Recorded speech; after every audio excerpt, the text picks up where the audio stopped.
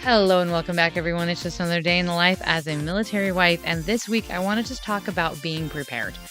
We never know when an emergency is going to arise, and sometimes as military spouses, we feel like we are limited in what we can have to help our families get through emergencies due to the fact that we're military. We move a lot, and we are sometimes limited in what we can transport and how much we can transport in our military moves. But there is really a lot we can do and some really basics to just get started. So I want to hit on those. However, it's not just for military families. These are really great basics for anybody who's just looking to be more prepared. So, as always, I am your host, Sam Wolf, and you're listening to Life of a Military Wife.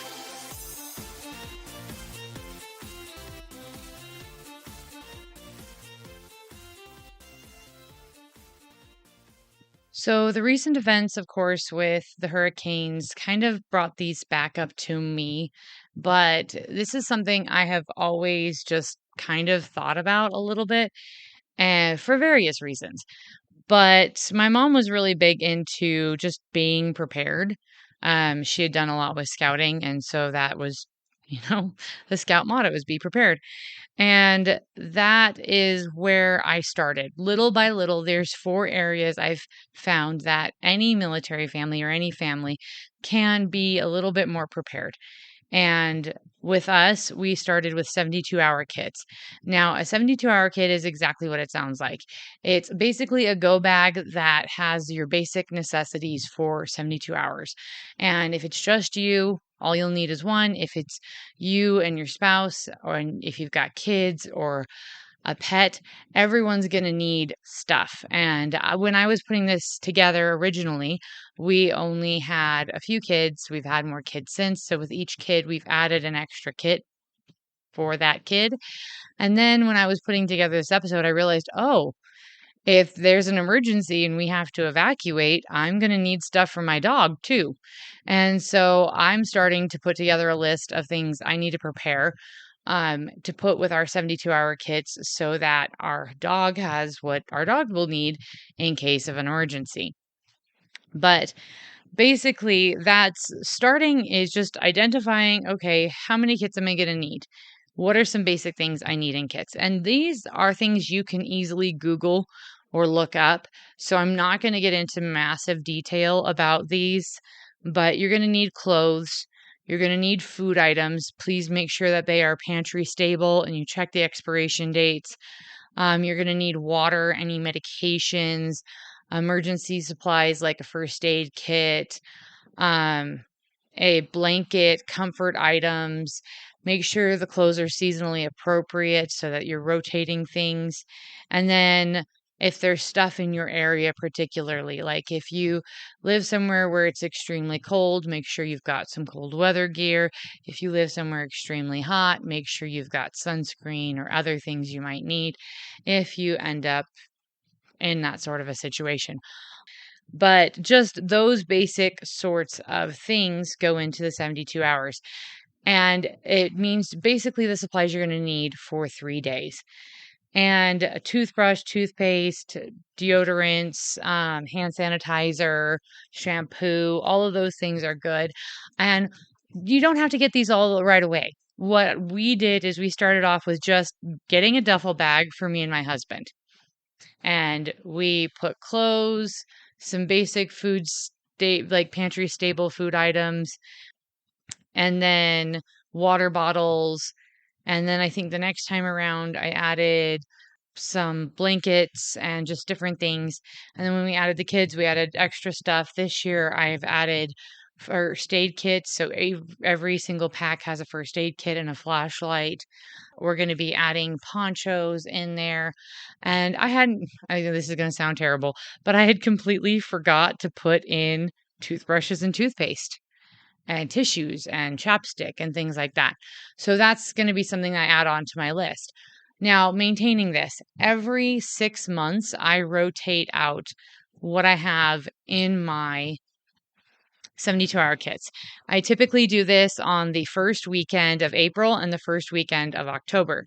And that works for me because I have something for church that is every first weekend of October and every first weekend of April. That never changes. And so it always reminds me when that's coming up that I need to update 72-hour kits.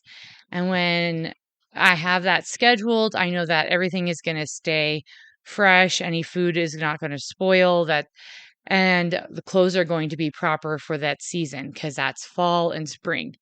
So just find a set routine every 6 months that you put on your calendar and you set reminders to just rotate clothes and food and things like that. That way it's always current. The other thing that I would recommend you look into is having an emergency car kit. Now, emergency car kits, just start off with the basics.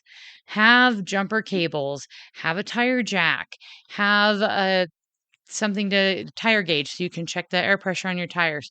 Start with those little things and then work your way up to maybe having blankets, water bottles, some granola bars or jerky, some basic food that'll stay good in there, a first aid kit, a flashlight, road flares, those sorts of things.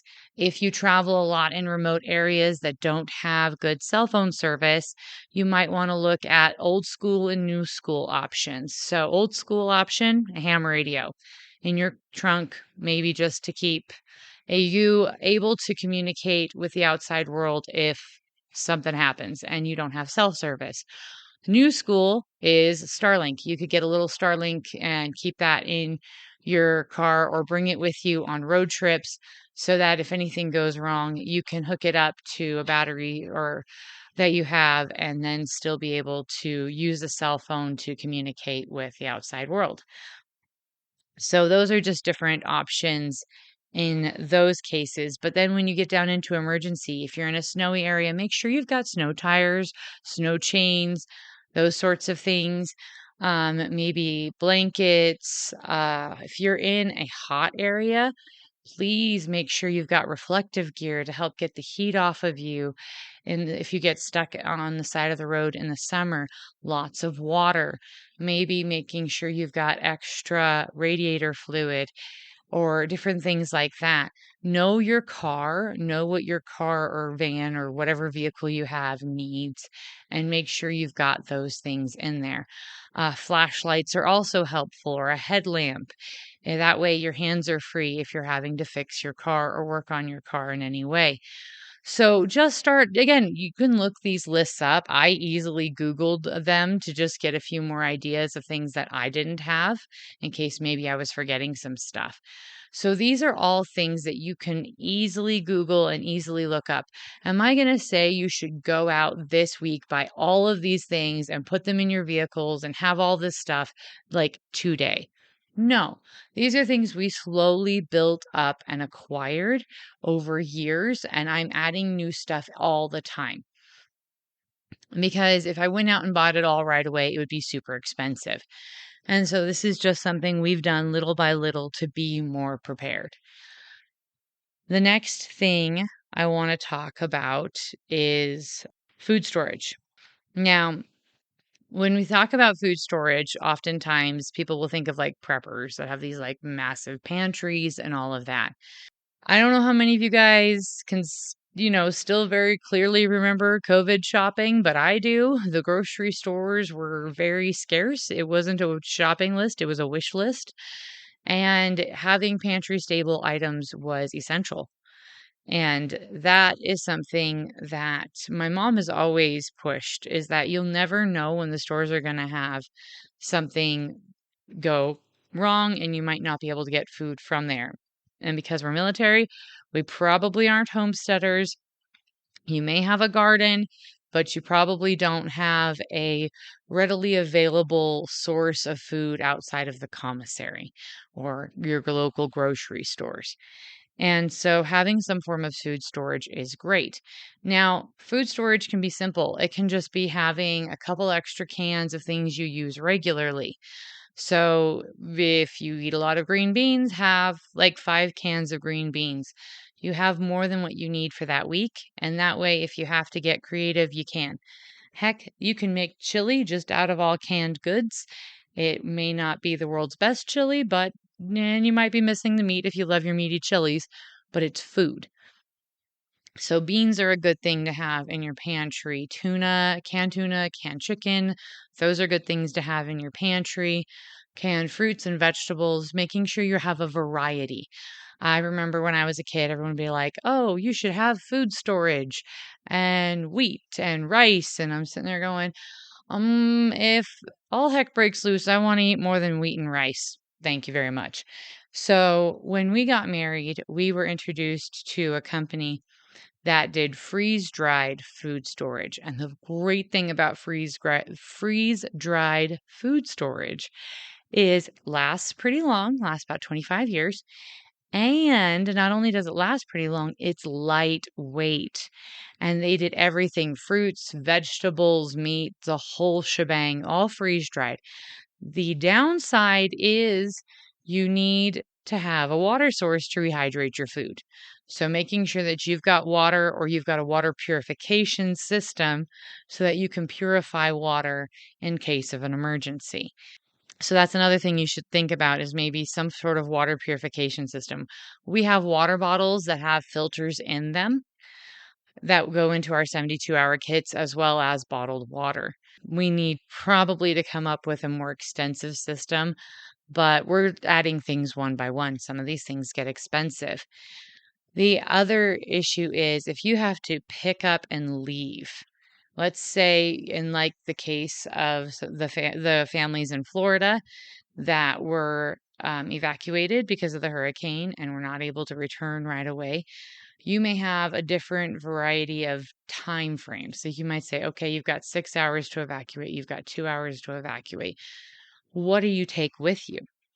Talking this over ahead of time, knowing where important documents are, where medications are, how to pack up your electronics, having chargers with you, any photo albums, journals, important irreplaceable items.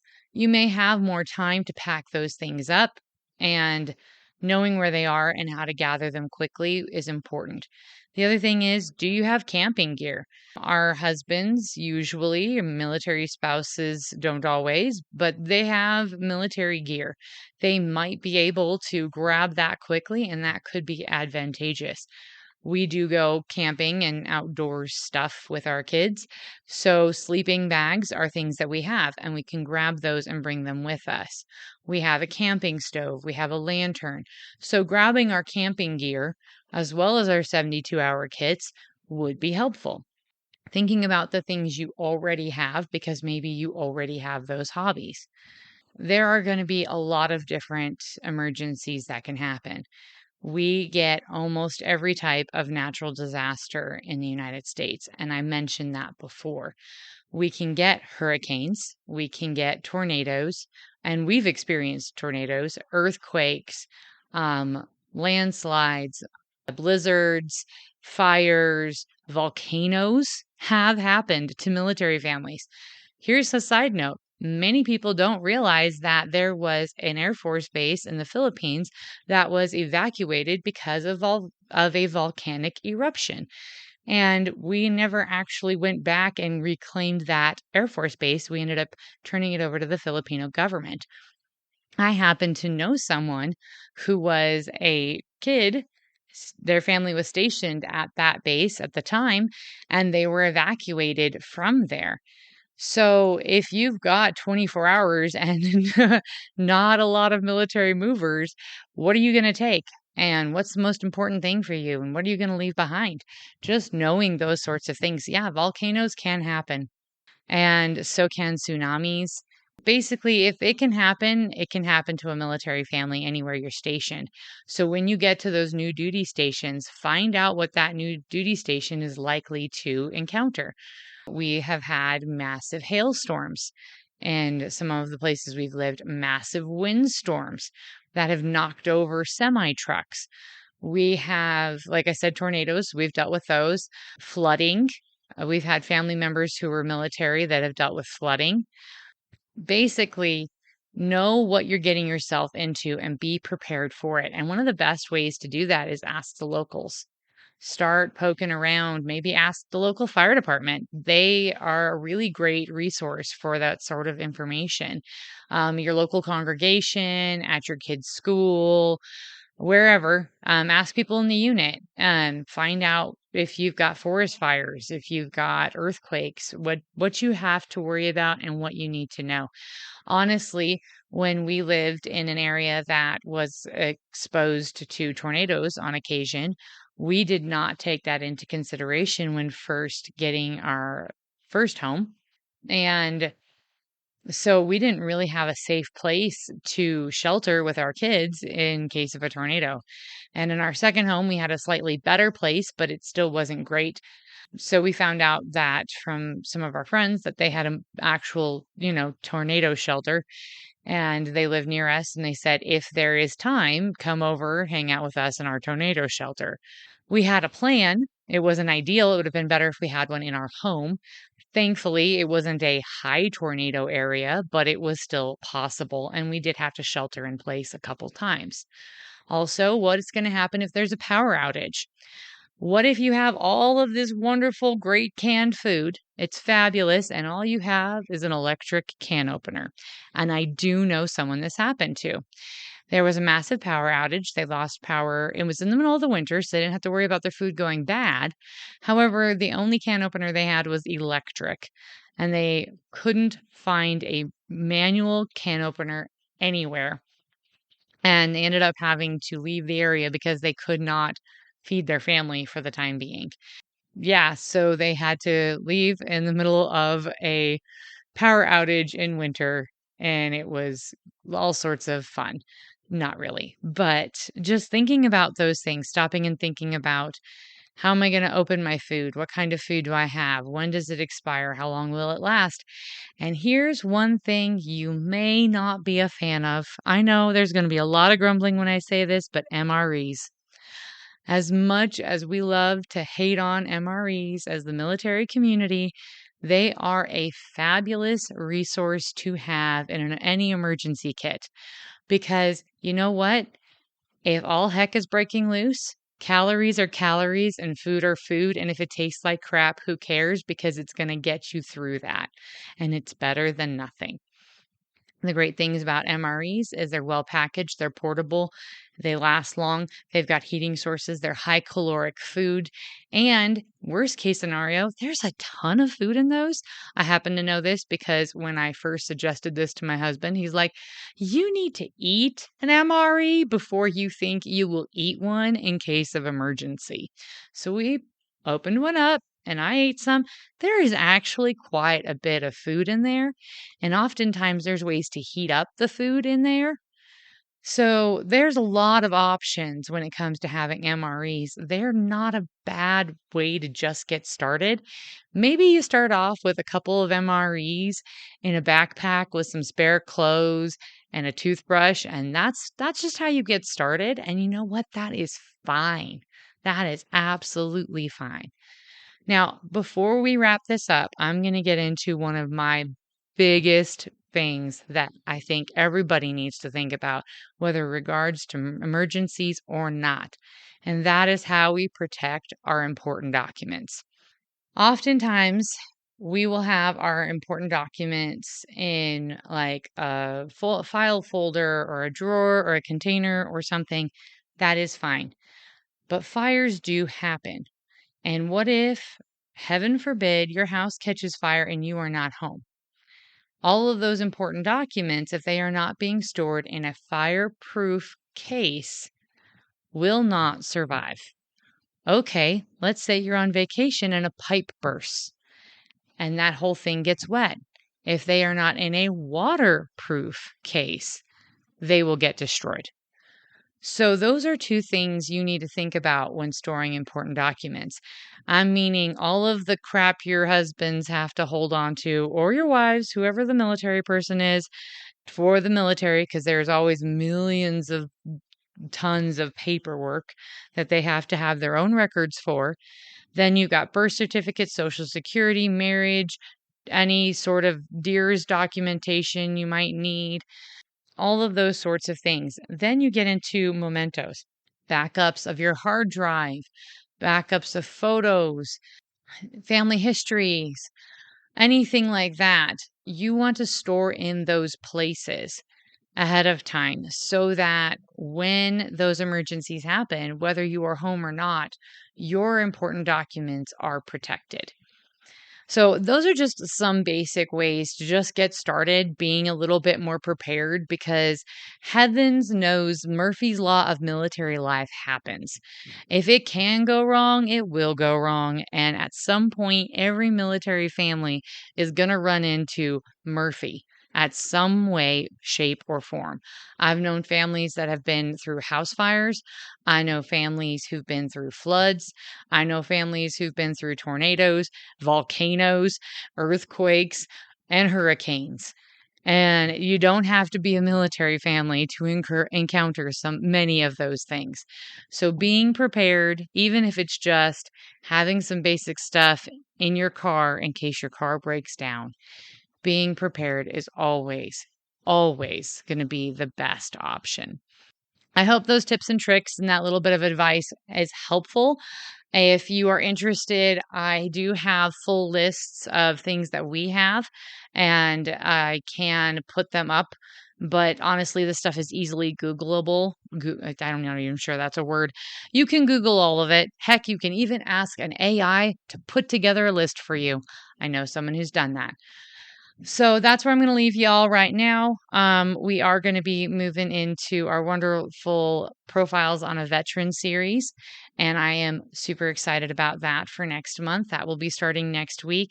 Lots of other projects and things going on. I am going to start putting together my list of interviews and things like that, collaborations for next year.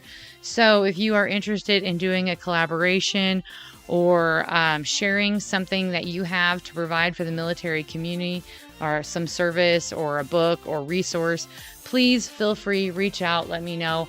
I want to be able to find the highest quality resources for the military community possible to share with all of you.